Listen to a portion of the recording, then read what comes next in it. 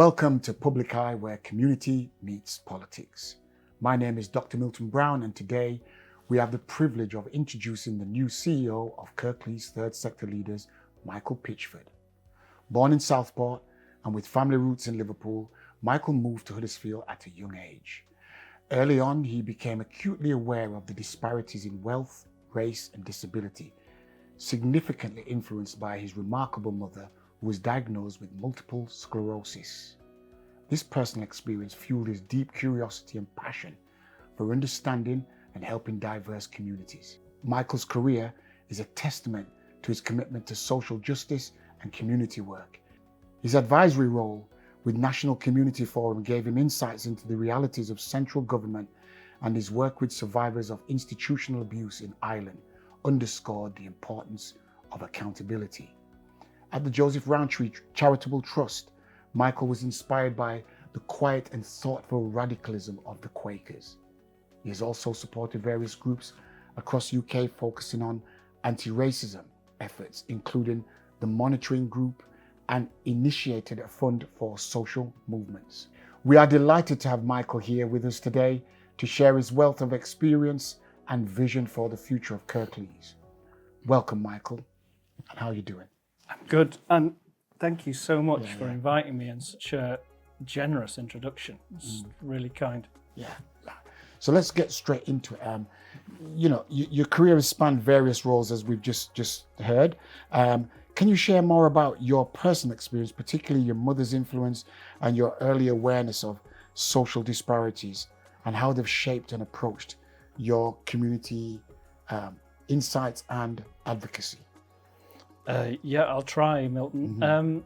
So background, as I said, in Liverpool, you talked about this earlier. So family were involved in the docks and a lot of that kind of time. So my grandfather worked at Camel Laird. So as you can imagine, what goes with that is an understanding around issues of class and unions and organising and that sort of stuff. So that was kind of the backdrop. I would say I've struggled to understand quite where a lot of my life has been about communities and a belief in communities and what communities can achieve. But I find it hard to track exactly what the location for that is. I think in terms of my mother, I suppose what I would say with that is, and you said it in your very kind introduction, I've always been kind of curious. I guess that's one thing that I've been really carry with me is I want to know and I want to learn more, particularly about communities that aren't my own, and wanting to understand that. In terms of my mum, it's not something I really have talked about. I think what I take from that, I came back to where I am now, partly to sort of support in her later stage of her life. I guess what I kind of feel is from someone who was so active and committed is her resilience and her strength right to the end, sort of a refusal to give in, like literally fighting to the end. And I think there's part of me that's like, I kind of have that. I don't know when to give up, and I don't know when to say no. For the audience who might not be aware of Third Sector Leaders, could you please give us an overview of Third Sector Leaders' purpose and responsibilities? To Kirklees, what's its relationship with Kirklees, and what's its responsibility and accountability to its local communities that they serve? What essentially it does is it is a voice for the voluntary sector and a kind of support mechanism for the voluntary sector in a similar but different way to exist in other areas, part because of those origins. So just to bring that to life a little bit, Milton, the sorts of things it does is it does things that you'll be very familiar with, which is sort of capacity building organisational development for small organisations. It coordinates and quite a vibrant network of community anchor organisations, about 16, 17 across the whole of Kirklees. It has an amazing network of community champions. There's about 95 of these individuals. Has a really, really strong volunteering arm, sort of volunteering social action arm, and other elements. But that's kind of at the heart of it. We're at a point of change. And so when you say, what's the purpose? I want TSL to be seen as an organisation that first and foremost is tackling inequality. And in order to do that, I want it to be an organisation that's an engine for social change. So I want it to be an organisation that's social change in order to tackle inequality, of which you will know there are pockets of really high deprivation and inequality and injustice across Kirklees. So you'll be the conduit between all these grassroots organisations, voluntary sector, CIC, social enterprises, community activists, to argue with Kirklees Council or debate with Kirklees Council. So I think there's a couple of things there. One is I really want us to have a collaborative relationship with the council on health and police and fire, and we have that, and we have some really decent souls in those organisations. So I don't want it. I think we're losing when we're arguing from the off. I want the ability to be able to disagree.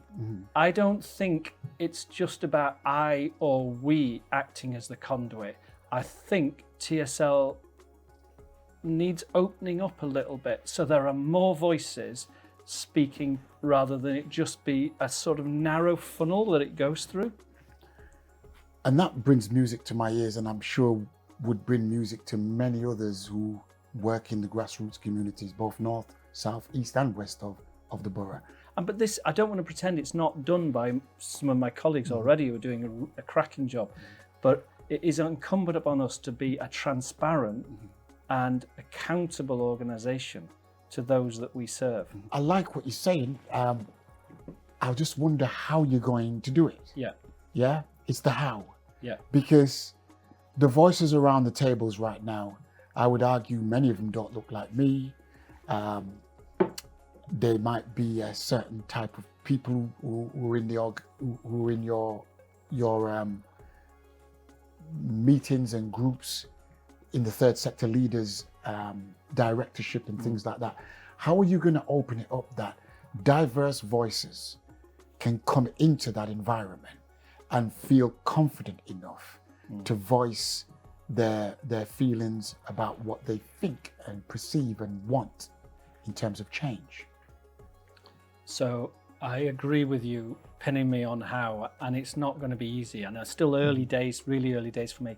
But what I feel, Milton, is that issues around equity and inclusion need to be centre stage in TSL strategy going forward, not a bolt-on. Okay. So they need to be central when we're thinking about governance, recruitment, design and delivery of activity.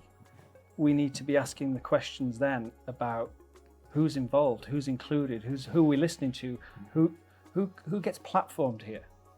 So you're not going to see revolution overnight, but what I hope you're going to see is you're going to start to see different voices being at the front of the queue rather than forgotten about. I welcome that vision. I welcome the mission. I think operationally is going to be a big challenge because many folks I speak to have lost confidence in, let's just say, they perceive that the TSL is part of the council.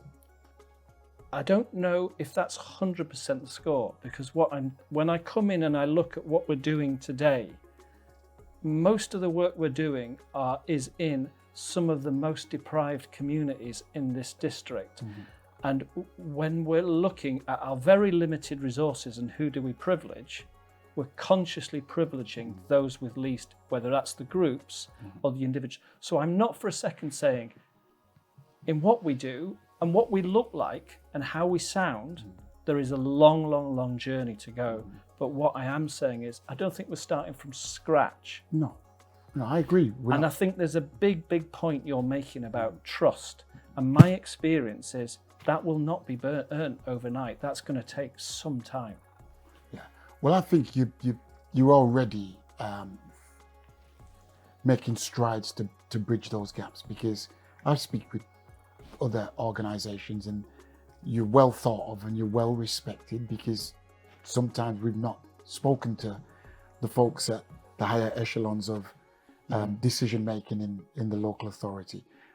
or third sector leaders. So I think even you sitting here is a really big step towards bridging that divide, or the lack of trust that perhaps folks used to have with third sector leaders or Kirklees Council.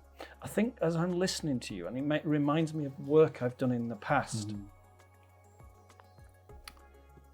I think it's important not to be scared and not to hide. That's right. And not to hide behind bureaucracy or bits of paper or fancy language. So that's kind of a maybe. When I listen to you and I think, what are we doing here? Yeah. I think that's what I kind of feel is nothing should be so difficult that we can't talk about. And we may disagree, but you need to feel like you're heard and I'm heard. Without doubt. And that's about having difficult conversations and hearing it without rejecting each other. Yeah. And I also, I'm saying it here, our communities need to open up again. Yeah. If we, I always say, if somebody's willing to talk about change, then we have to meet them. Yeah. Because if you don't meet them, you're never going to have an opportunity to even think about change. And I suppose what I feel in the short time I've been here, and I knew this would be the case, is they're everywhere.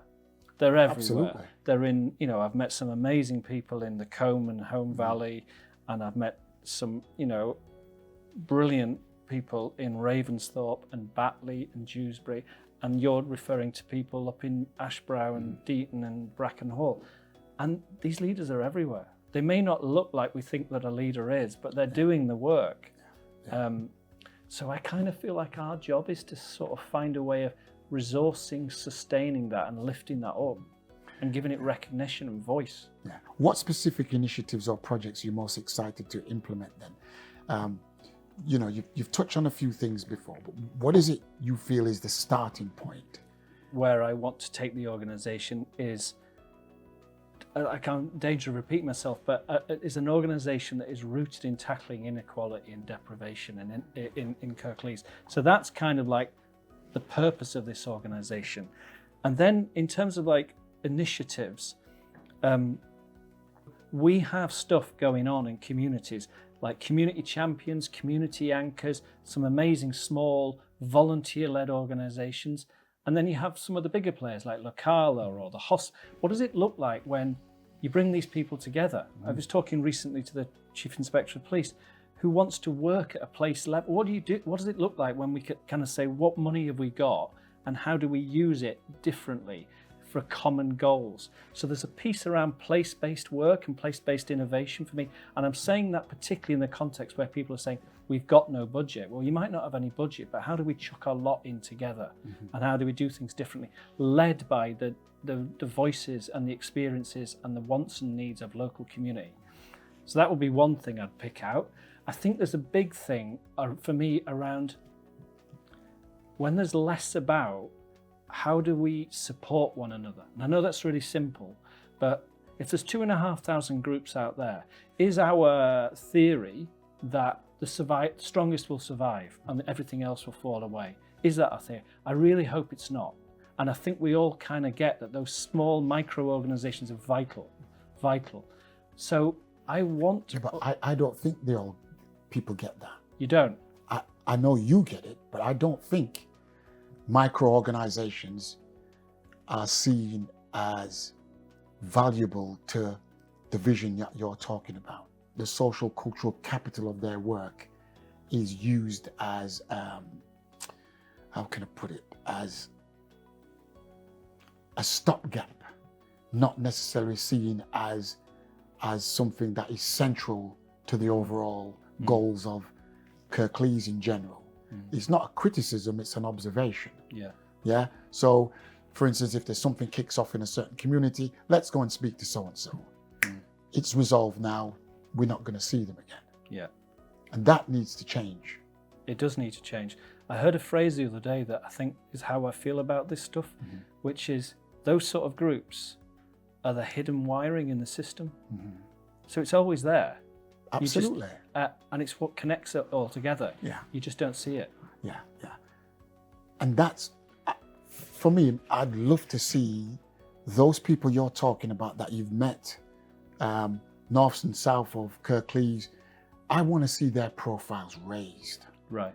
Yeah, them are the leaders, and if you invest in them, whether it's intellectual, finance, or even just resources, they will uplift the rest of their community that they've been doing for years with nothing.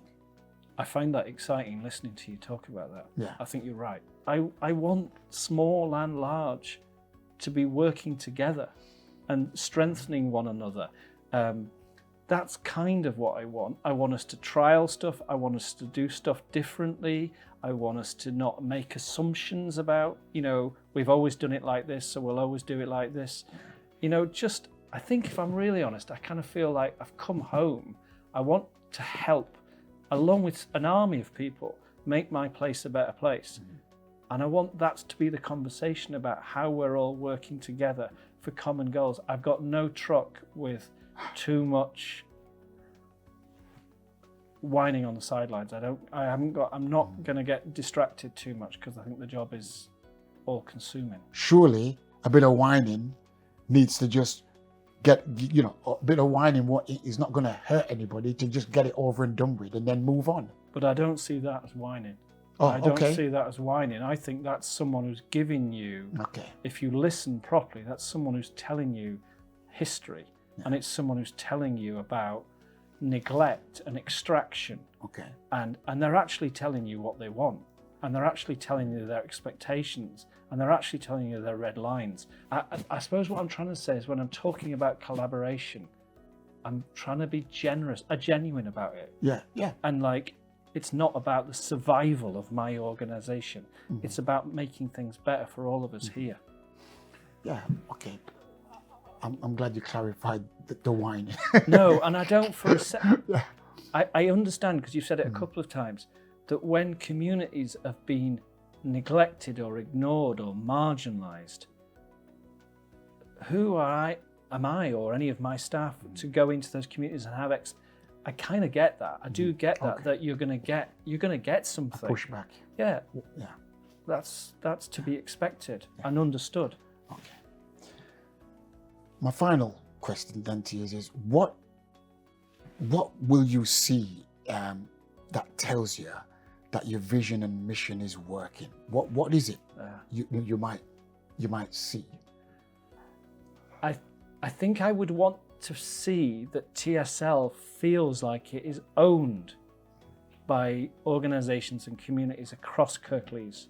So the board and the membership and the staff reflect those communities. Those are kind of what you would see, and what you would see on any kind of communication. That's right. You'd see it speaking to the concerns of those communities.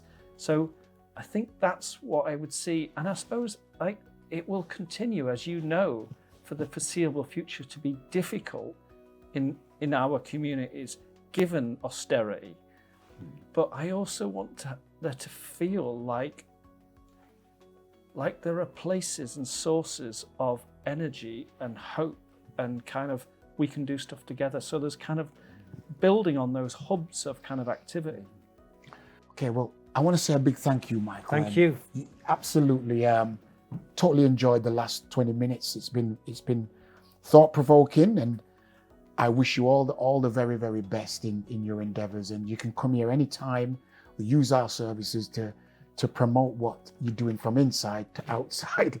Yeah. And hopefully, by next week, you don't need our services anymore. I'm not putting you under pressure there, but yeah, I wish you all the very best, and thank you. Thanks so much, Milton. Okay. Thank you, Michael, and we wish you the very best in your new role as the CEO of Kirklees Third Sector Leaders. And thank you, the general public, for joining us on Public Eye. See you next time.